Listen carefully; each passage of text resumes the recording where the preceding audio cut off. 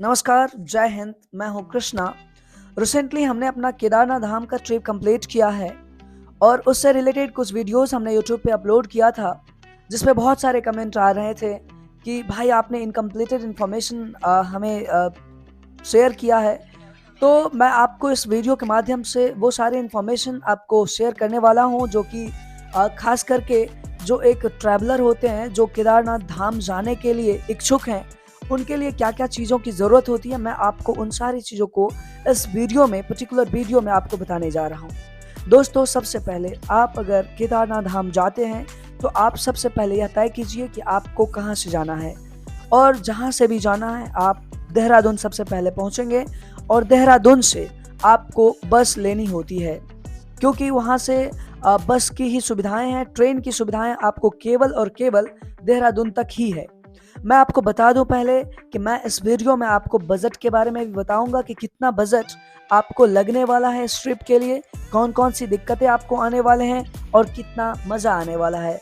सबसे पहले मैं आपको बता दूं कि यह बाकी सभी ज्योतिर्लिंगों में सबसे प्रसिद्ध एक ज्योतिर्लिंग श्री केदारनाथ धाम है, जिसका दर्शन मात्र करने से जीवन धन्य धन्य हो जाता है। तो आप ज़रूर जाएं।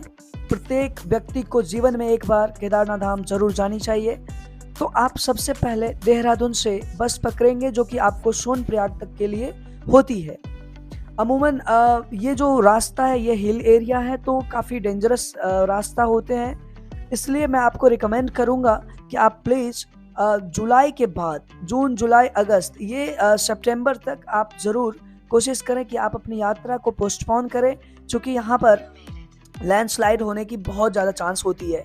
अब ये लैंडस्लाइड क्या होती है, तो सर जैसे ही ज़मीन खिसकती है, पहाड़ खिसकती है, तो ऊपर से बड़े-बड़े पत्थर गिरते हैं और आपकी जो रास्ता होती है वो बहुत छोटी रास्ता होती है, बहुत पतली रास्ता होती है, केवल एक गाड़ी को आने-जाने की रास्ता होती है, इसलिए आपको लैंडस्लाइड की दिक्कतें झेलना पड़ सकता है। तो आप प्लीज़ जून, जुलाई, अगस्त, सितंबर इन महीनों में कोशिश करें कि कम से कम जुलाई, अगस्त, सितंबर ये 3 महीना आप अपनी ट्रिप को पोस्टपोन करें, ताकि आप सेफली पूरे के पूरे जो यात्रा है उसको कंप्लीट कर सकें। तो आप देहरादून से सबसे पहले बस पकड़ेंगे और फिर आप पहुंचेंगे सोनप्रयाग। ये सोनप्रयाग तक के लिए बस जाती है और तकरीबन ये आपको 600, 500, 600, 700 के करीब में आपको ये चार्ज करेंगे। और जब ये आपको चार्ज करेंगे 500 से 600 के आसपास होती है। देहरादून से जब भी बस पकड़ें तो अर्ली ऑफ द मॉर्निंग कोशिश करें कि सुबह की ही बस आप पकड़ें, ताकि आप समय पर सोनप्रयाग पहुंच जाएं। सोनप्रयाग पहुंचते ही आपके पास 2 विकल्प होती है, या तो आप वहां पर स्टे कर लें, कोई सा डोरमेट ले लें या फिर कोई सा रूम ले लें। तो ये सारी चीज़ें आपको सोनप्रयाग में करना होता है। उससे पहले मैं आपको बता दूं कि आपको अपनी केदारनाथ धाम की यात्रा के लिए रजिस्ट्रेशन करवाना मैंडेटरी होता है। तो आप मैंडेटरी है ये, इसका मतलब ये है कि आपको करना ही करना है। या तो आप ऑनलाइन कर सकते हैं, वहाँ पर जा कर के चार धाम यात्रा करके कुछ है वेबसाइट, उस पे जा कर के आप अपनी जो रजिस्ट्रेशन है उसको करवा लें। अदरवाइज़ आपको सोनप्रयाग में करवाना होता है, या फिर आप सोनप्रयाग में ना करवा सके तो केदारनाथ धाम में। लेकिन मैं आपको बता दूं, गवर्नमेंट आपको, उत्तराखंड की जो गवर्नमेंट है वो आपकी डाटा, इसलिए आपके जो रिकॉर्ड हैं वो अपने रिकॉर्ड में, आपकी जो डाटा है उसको वो अपने रिकॉर्ड में मेंशन कर सके, इसलिए वो चाहते हैं कि आप सेफली यात्रा करें, इसलिए रजिस्ट्रेशन मैंडेटरी होता है। तो रजिस्ट्रेशन करवा लें। उसके बाद आप कोशिश करें कि सोनप्रयाग अगर आप लेट पहुंचे हैं, सपोज दैट कि आपने अगर इवनिंग के 7-8 बजे पहुंचे हैं, तो वहां पर ही रात को आप स्टे कर लें और मॉर्निंग में सोनप्रयाग से गौरीकुंड के लिए गाड़ी जाती है, वहां से 4 व्हीलर होती है और उसमें आप 50 रुपया दे करके वहां से जा सकते हैं। ये जो डोरमेट होते हैं, जो आप वहां पर रुकते हैं, वहां पे 50-100 बेड लगे हुए होते हैं, आप वहां पर स्टे कर सकते हैं पूरी रात, और उसके आपको बहुत कम पैसे देने होते हैं। अदरवाइज़ आपको कोई रूम लेना पड़ेगा और वहाँ पर 700, 800, 1000 रुपये तक आपको पे करना पड़ेगा। तो ये सारी चीज़ें आपको सोनप्रयाग में देखने को मिलेगी और वहाँ से फिर आपकी यात्रा गौरीकुंड के लिए शुरू होती है। या तो आप वहाँ से बाय फुट जा सकते हैं, तकरीबन 4 किलोमीटर की डिस्टेंस है, 4 से 5 किलोमीटर की डिस्टेंस है। 5 किलोमीटर अप्रॉक्सीमेटली होंगे, जहाँ तक आपको पैदल जाना होता है और ये भी खड़ी चढ़ाई है। तो अगर आप थके हुए हैं और आपको सुबह में हमने ये गलती कर रखा था, हमने शाम में ही चढ़ाई कर दिया जो कि गौरीकुंड तक के लिए था। तो हमने सबसे पहले क्या करा था, सोनप्रयाग में उतरा और वहाँ पर उतर करके हमने बाय फुट ही चलना शुरू कर दिया और ये शाम के 6:30 बजे से हमने स्टार्ट करा और पहुँचते पहुँचते रात के 9:30 बज गए। और रास्ते बहुत डेंजरस होते हैं। नो डाउट मैं आपको बार बार कहता हूँ कि आप कोशिश करें कि सोनप्रयाग से गौरीकुंड के लिए आप कोई व्हीकल ले लें जो कि 50 रुपीज़ आपको पे करना होता है और ये आपको ले जाकर के गौरीकुंड में ड्रॉप करती है, जो कि आपका वहाँ से डेस्टिनेशन बाय फुट स्टार्ट होता है। वहाँ से कोई भी गाड़ियाँ नहीं जाती है, आपको वहाँ से बाय फुट जाना होगा। तो आप या तो शाम में सोनप्रयाग स्टे कर लें या फिर गौरीकुंड स्टे करें। तो आपको सोनप्रयाग से गौरीकुंड 5 किलोमीटर की दूरी तय करनी होगी, या तो आप 4 व्हीलर के जरिए आप वहाँ पे पहुँच जाएं या फिर बाय फुट आपको 3 घंटा 2 से 3 घंटा कम से कम लग जाएंगे पहुँचते पहुँचते, क्योंकि ऊंचाई है। ठीक है, इसके बाद आपको गौरीकुंड पहुँचने के बाद अगर आप शाम में पहुँचे हैं तो कोशिश करें कि जल्दी से फटाफट कोई रूम ले लें या फिर कोई डोरमेट्री जो होता है वो ले लें, ताकि आप वहाँ पर रात को स्टे कर सकें और अपना जो नींद है उसको पूरा कर सके, ताकि आपको सुबह में चलने में कोई दिक्कत ना हो। क्योंकि आपको 20 से 22 किलोमीटर की चढ़ाई चढ़नी होती है और ये काफ़ी अमेजिंग एक्सपीरियंस होने वाला होता है, इसलिए आपको नींद कंप्लीट करना होता है। तो रात में आप वहाँ पर स्टे करें। मॉर्निंग में एक और चीज़ का आप ध्यान रखें कि अगली मॉर्निंग जैसे ही आपको केदारनाथ धाम के लिए गौरीकुंड से निकलना होता है तो आप वहाँ से सवेरे निकले। क्योंकि सवेरे अगर आप निकलते हैं और धीरे धीरे भी चलते हैं तो आप शाम तक पहुँचेंगे श्री केदारनाथ धाम, ताकि आप शाम में 7 बजे जो वहाँ पर आरती होती है वो आप देख सके। ये सारी चीज़ें आपको वहाँ से गौरीकुंड से करना होता है। तो गौरीकुंड पहुँचने के बाद रात में स्टे कर लें, मॉर्निंग में सवेरे उठें और जो कुछ हो नाश्ता वास्ता करके स्नान ध्यान करना हो तो कर सकते हैं। अदरवाइज हम लोगों ने रास्ता में स्नान किया था, क्योंकि रास्ता में झरना वगैरह बहुत सारे आपको मिल जाएंगे और ऐसा दृश्य होता है कि मैं आपको शब्दों में बता नहीं सकता। सो आप वहाँ से जा सकते हैं और इसके बाद आपके पास कुछ मेडिसिन्स, आप जाने से पहले कुछ मेडिसिन्स ज़रूर कैरी करें, कुछ खाने पीने की सामान ज़रूर कैरी करें, रेन कोट ज़रूर कैरी करें और कुछ मेडिसिन्स, कुछ ऐसी चीज़ें जो आपको लगता है कि अगले 3 दिन आपके लिए ज़रूरी हैं, तो आप कोशिश करें कि वो सारी चीज़ें भी साथ कैरी करें।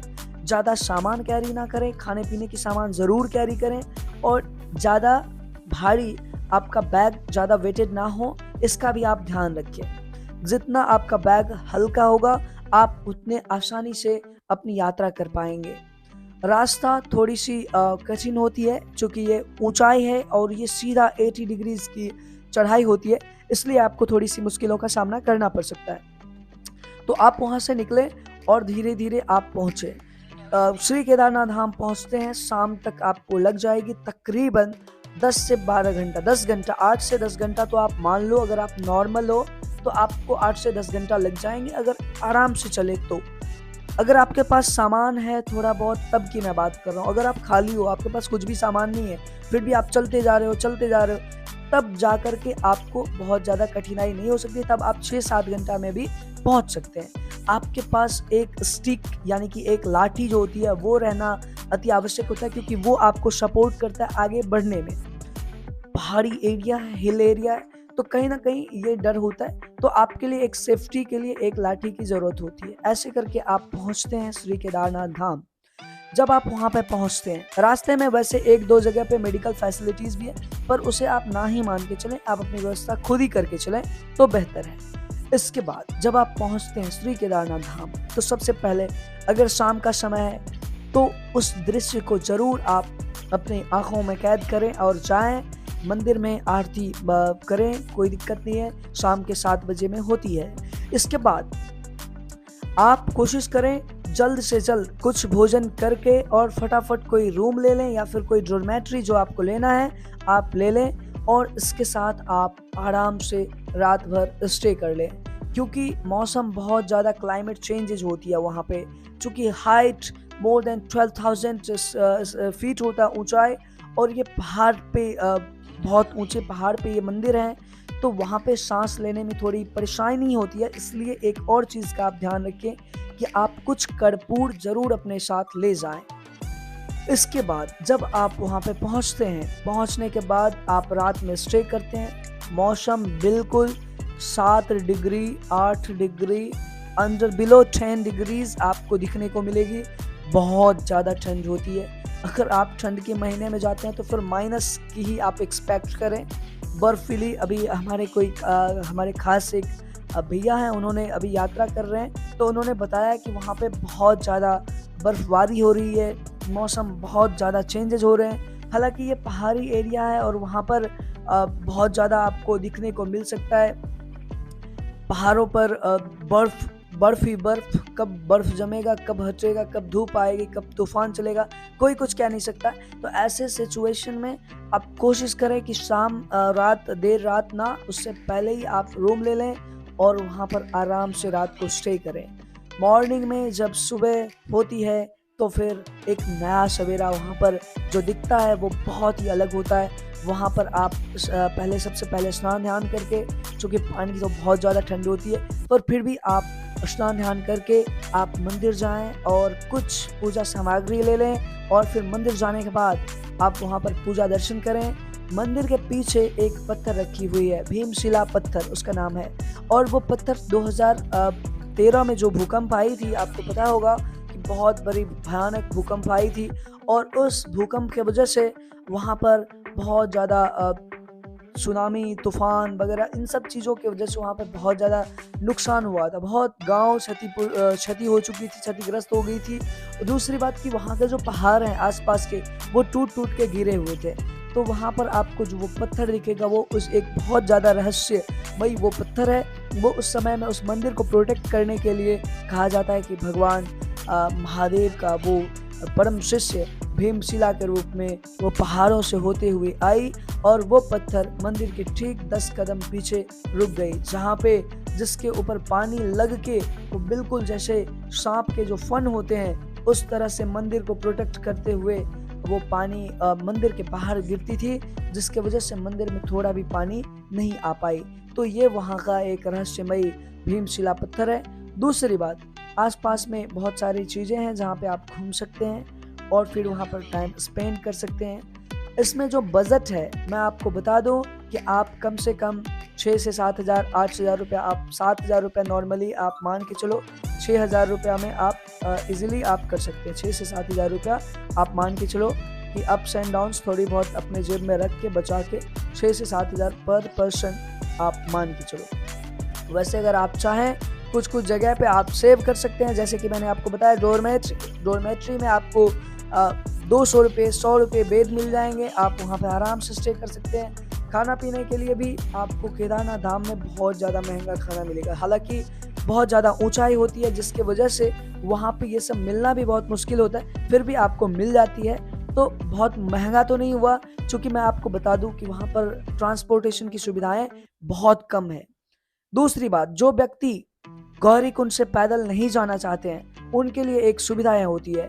वो सुविधाएं ये होती है कि आप वहाँ से खच्चर गाड़ी से जा सकते हैं, या फिर वहाँ से आप जो पालकी होता है उससे जा सकते हैं, या फिर पिट्ठू होता है, वो पिट्ठू आपने केदारनाथ धाम मूवी जरूर देखा होगा, और वो जो पिट्ठू होता है उसमें आप बैठ करके आराम से जा सकते हैं। और एक और फैसिलिटीज़ है, वो है हवाई जहाज़, आप वहाँ पर हेलीकॉप्टर से भी जा सकते हैं, उसकी भी तकरीबन 4 से 5 हज़ार रुपये किराया है। दूसरी बात, जो पिट्ठू पे जाएंगे उनके वेट के हिसाब से वो चार्ज करते हैं, जिसका जितना वेट होता है उस हिसाब से वो चार्ज करते हैं, और तकरीबन आपको उसमें भी 6-7 हज़ार 8 हज़ार रुपया आप मान के चलो वन साइडेड।